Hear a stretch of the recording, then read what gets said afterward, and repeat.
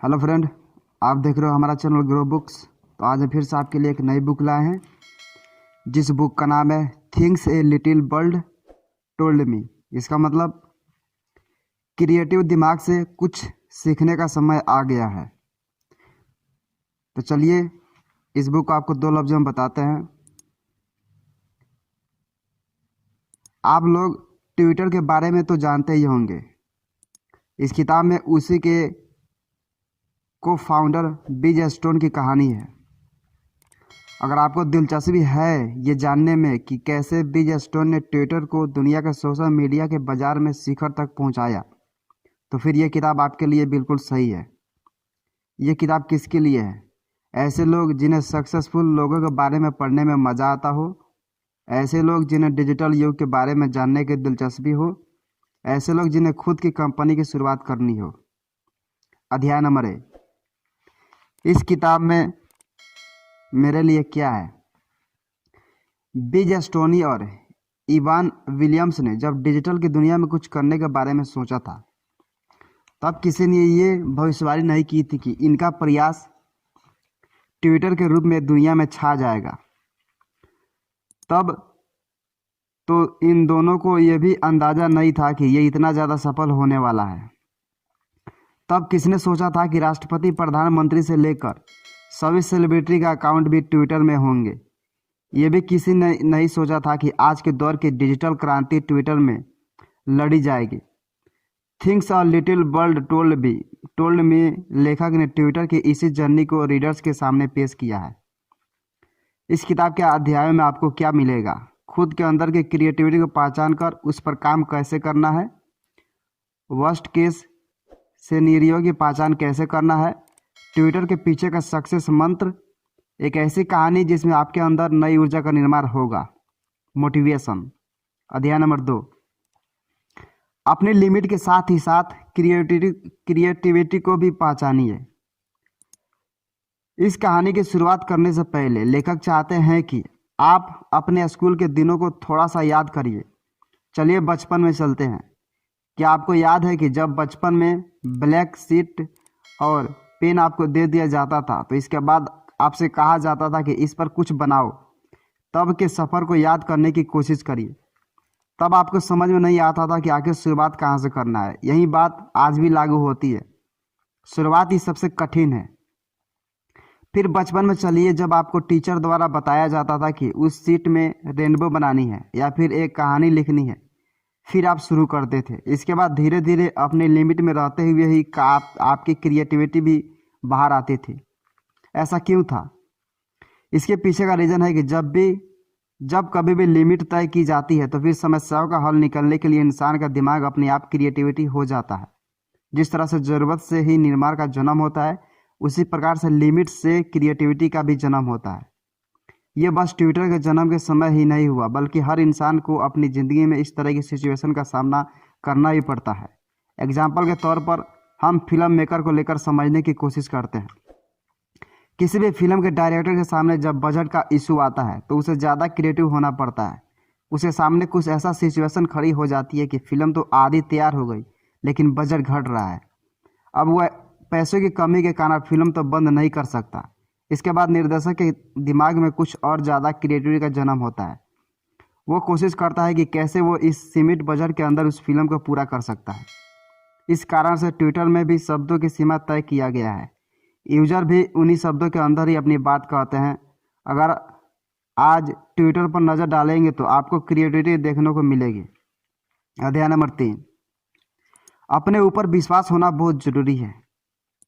इस किताब में लेखक साल 2008 का वाकया शेयर करते हैं। वो बताते हैं कि उस समय फेसबुक के ओनर मार्क जुकरबर्ग ट्विटर को खरीदना चाहते थे। इसके लिए उन्होंने ऑफर भी दिया था, लेकिन इसमें मज़ेदार बात यह हुई कि हमने मजाक में ही काफ़ी ज़्यादा कीमत की डिमांड कर दी थी, करीब $500 मिलियन।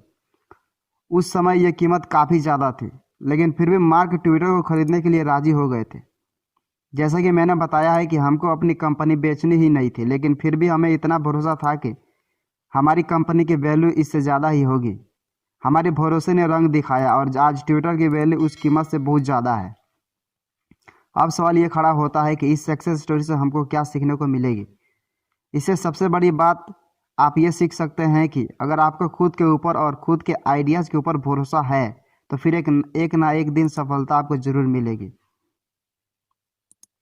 खुद के ऊपर भरोसा रखिए, क्रिएटिविटी के ऊपर काम करते रहिए, लेकिन एक बात याद रखिएगा कि ओवर कॉन्फिडेंस से बचना है।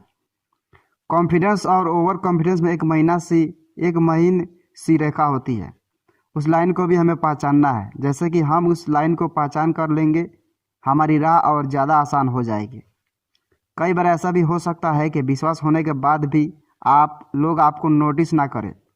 उस समय आपके विश्वास को कम नहीं होने देना है। इसी के साथ उस समय आप लोगों को अपनी क्रिएटिविटी को दिखाने की कोशिश करिएगा। अगर कंपटीशन से अलग खड़ा होना है तो कुछ अलग करना भी पड़ेगा। बस क्रिएटिविटी को पहचानिए और लोगों को दिखाइए। अध्याय नंबर 4, रिस्क लेने से डरना नहीं है। हर किसी के ज़िंदगी में एक ऐसा समय आता है तब उसे अपने काम से बोरियत होने लगती है। इसे मैच्योरेशन का समय भी कहते हैं। लेकिन उसी समय आपको ध्यान देना चाहिए कि कहीं आप रिस्क लेने से डर तो नहीं रहे। सबसे पहले ऐसा करिए, खुद से सवाल करिए। इस सवाल में खुद से पूछिए कि आपने अपनी ज़िंदगी में कितना रिस्क लिया है। आपने अपने काम के चुनाव में कितना रिस्क लिया है।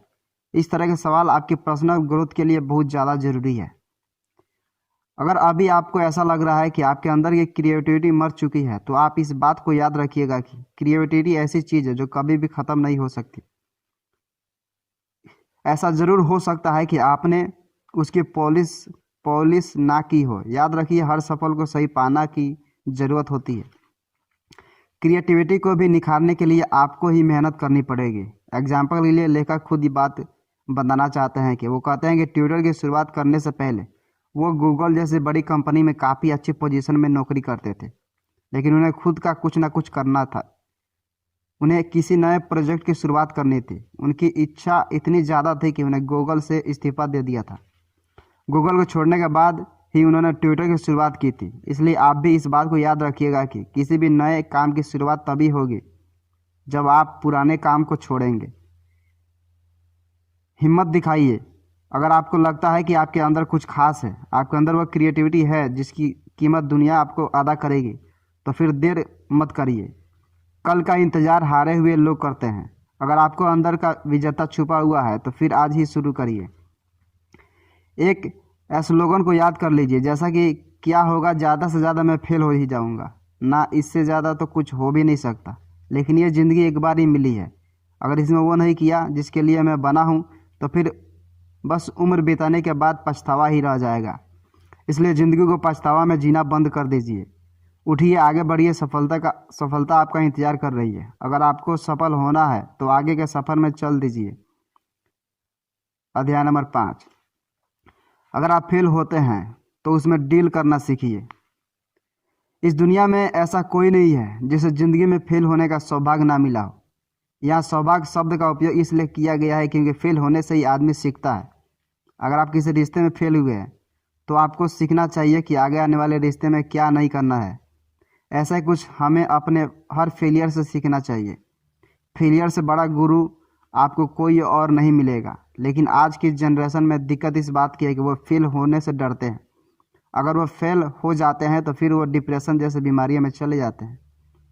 इस तरह की बीमारियों के पीछे का मुख्य वजह डर है। ऐसी डर जिसे इंसान ने अपने दिमाग में बैठा लिया है। सबसे पहले इस बात का ध्यान रखिएगा कि जब कभी फेल हो तो पॉजिटिव रहिएगा। पॉजिटिव रहने के साथ साथ उस चीज़ का हल ढूंढने की कोशिश करिएगा। विनर कठिन से कठिन परिस्थिति में भी हंसते रहते हैं। आपको खुद तय करना है कि आप विनर की तरह जीना चाहते हैं या फिर लूजर की तरह। इसके बाद दूसरा तरीका यह है कि जब भी विफलता आपके हाथ लगे तो उसे दूसरों के साथ शेयर करिए। इससे यह होगा कि दुनिया जानेगी कि आप सॉल्यूशन की तरफ जाने वाले इंसान हैं। अपनी विफलता दूसरे से शेयर करने से औरों को सीख भी मिलती है कि उन्हें आगे कौन सी गलती नहीं करनी है। अगर कोई इंसान अपनी ज़िंदगी में कई बार फेल हुआ है तो इसका ये मतलब होता है कि उसने हर बार ट्राई किया है। इससे उसके अंदर की क्षमता भी पता चलती है। उसकी काबिलियत ही ये है कि उसे फेल होने से डर नहीं लगता। अध्याय नंबर 6, लोगों को सुनने की आदत भी डाल लीजिए। अगर आप ये सोचते हैं कि आपके पास ग्रेट आइडियाज आया, इस आइडियाज को आपने अपने पास ही रखेंगे, इसे किसी को नहीं बताएंगे। अगर ऐसा करना चाहते हैं तो फिर ये आपकी गलत अप्रोच है। आप सोच रहे होंगे कि अप्रोच गलत कैसे हुई। आपको बता दें कि आपके दिमाग में आया हुआ कोई भी आइडियाज कभी भी पूर्ण और परफेक्ट नहीं हो सकता। ऐसा हो ही नहीं सकता कि इंसान के दिमाग में पूरा परफेक्ट आइडियाज आए। पहली बार में आपके दिमाग में बस एक इनपुट आता है। जब आप उस इनपुट को लोगों से डिस्कस करेंगे तो वो जाकर पूरा एक आइडियाज बनेगा। कई बार देखा गया है कि डिस्कशन से ही आम सा दिखने वाला विचार ही कितना बड़ा आइडियाज बन जाता है।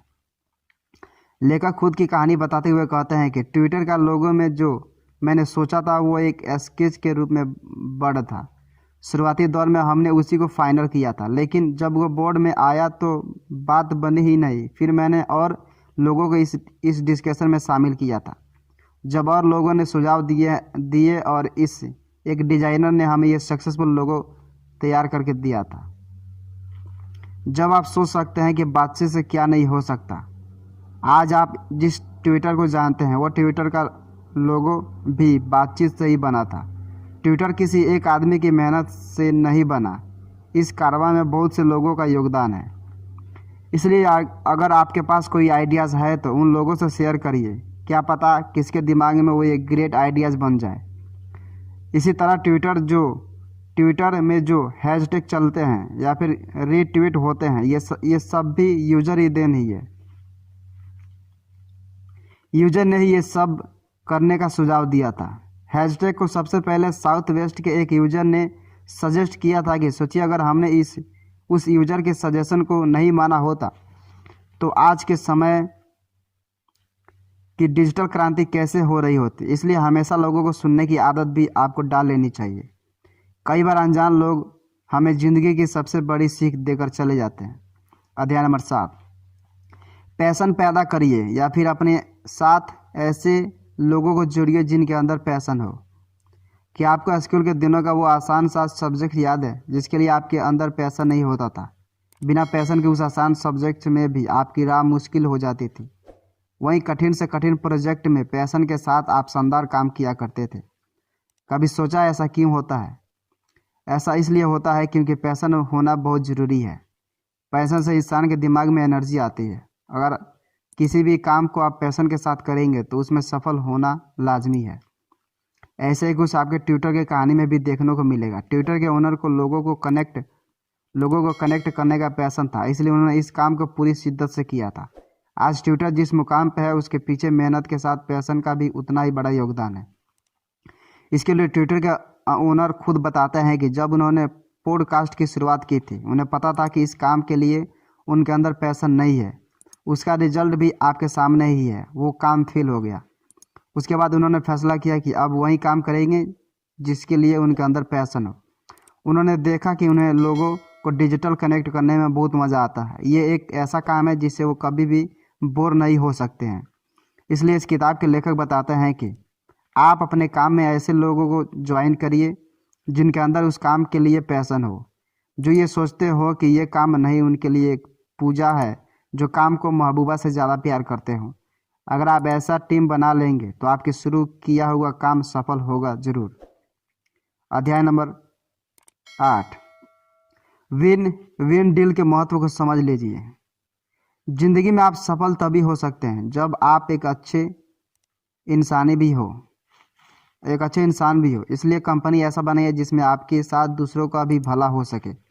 हमेशा कोशिश करिए कि आप अपने साथ काम करने वालों का ख्याल रख सकें। हर बिजनेस मुनाफे के लिए ही किया जाता है, लेकिन अब ये आपके ऊपर है कि पूरा मुनाफा आप ही लेना चाहते हैं या फिर अपने पार्टनर को भी कुछ देना चाहते हैं। इसलिए हमेशा पैशनेट लोगों के साथ जुड़िए और उन्हें विन डील दीजिए।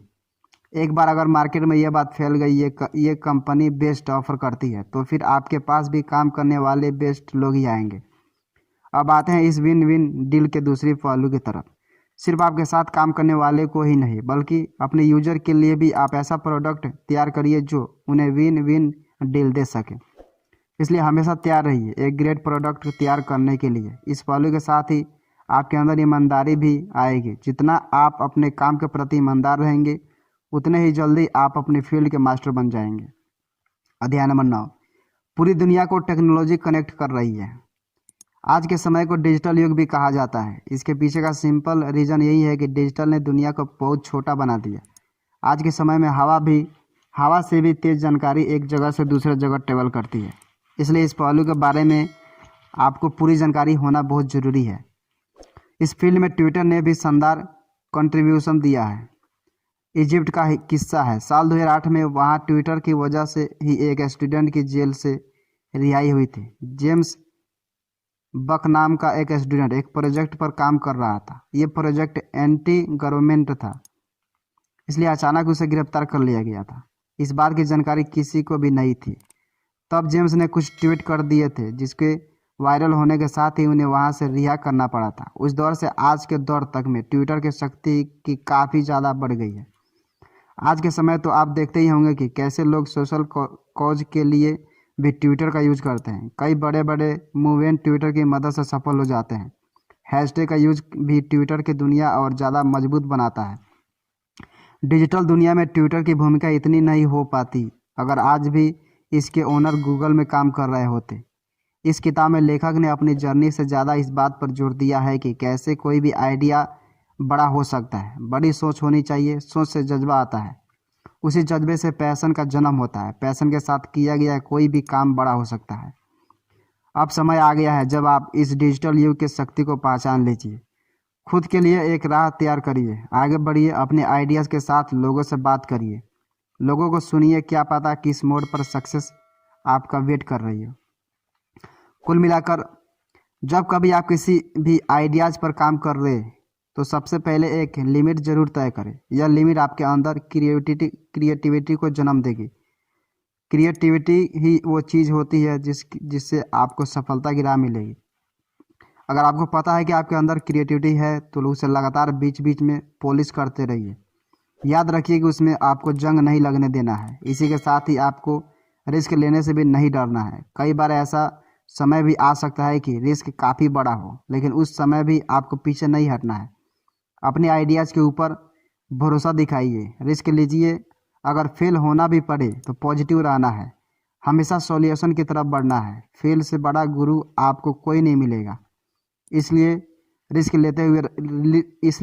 लेते रहिए। फेल को दोस्त बनाइए, सफलता का इंतज़ार करिए, वो भी आपके पास जल्द से जल्द आने वाली है, जैसे ही हर शाम के बाद सुबह आती है।